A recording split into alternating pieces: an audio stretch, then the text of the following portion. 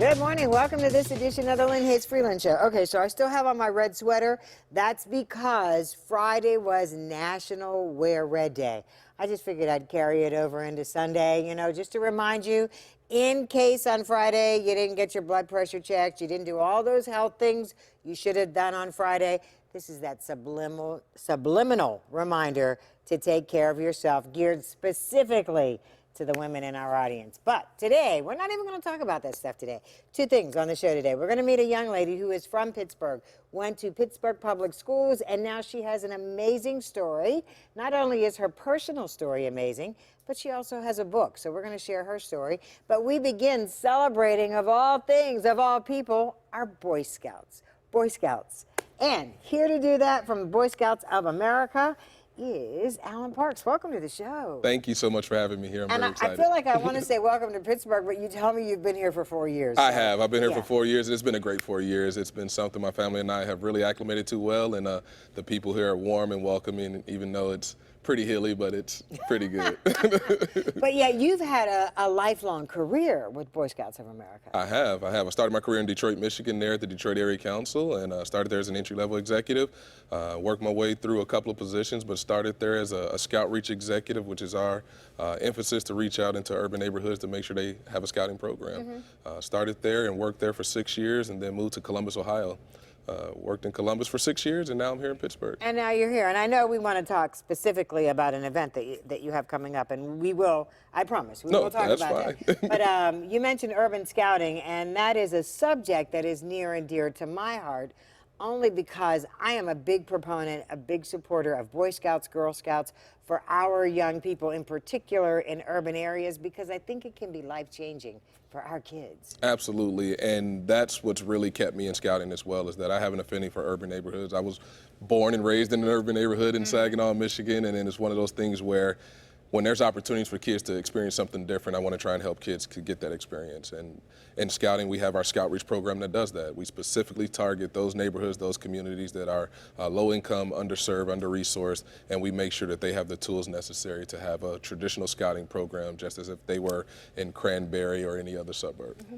And one of the things that's always been of interest to me is how we keep scouting cool. Let's be realistic. Absolutely. Because our kids, if it's not cool, it's hard to get our kids interested and involved. Absolutely, and it's something where we have to make sure that our program is something that they enjoy and they have fun. And that's for any program. Kids, they vote with their feet. They're going to walk away if they're not having a good time. So that's something that we try and make sure that our program is fun, exciting, is something new that maybe they don't get an opportunity to do at home or in their community that they're in. Now, historically, or I shouldn't say historically, there was a time that it was tough getting adults to get involved in the program. Is that still the case? Has that changed? It is, and when you think about the demands of a parent or even any adult between work, home life, extracurricular activities, and just the life that kids live after school now, I mean, it is hard because they have to devote time or have a commitment to say, hey, I'm going to do this every week, week in and week out. So we try and make that easy as well by not requiring one adult to do all of the work. We try and get a team together to make sure, hey, we're going to share this load so that way we can make this work light for everyone and provide a quality program for our kids. Okay, all right, so you got a big event coming up. We do. Whitney M. Young Dinner is coming up February 20th. It'll be right downtown at the Fairmont, Pittsburgh, and it's our main fundraiser for our Scout Reach program. And during this evening, we are very excited that Highmark is our sponsor for this event. Thanks to their efforts and the things that we're doing there, we're going to have a tremendous program that evening.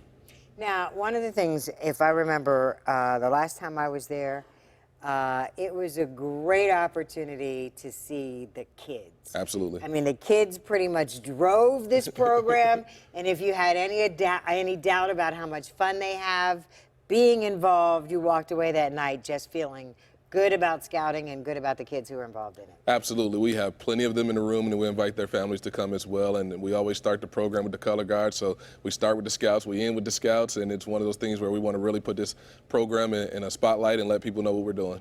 And you mentioned it's your biggest fundraiser of the year. I mean, the bottom line is it takes money to do this. It takes money to run this program. Absolutely, it does. When you think about the full cost of scouting, families, the registration fee alone is $25. A uniform, we're talking $160. So I mean, you have more than one kid, you're talking, $200-300 to start with already. And a lot of families can't afford that. So we try and make sure we do what we need to do to provide those resources so no one can say we can't do that. And we deny no kid from a scouting experience because they can't afford it.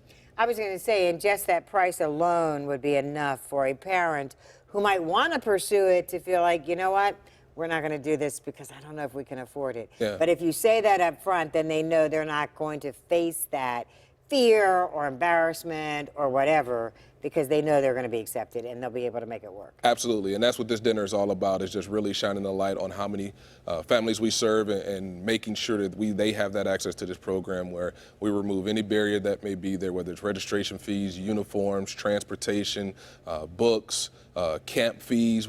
This event takes care of the fees for a lot of families for those purposes, so that way they can't say, oh, we can't do scouts. There's no reason they can't participate in this program because of funding. We take care of that end for this event. I forgot all about camp. We got to talk about that. We got to talk about tickets. We got a lot more to do. We'll do that in just a minute when the Lynn Hayes Freeland Show continues. So don't go away. We'll be right back.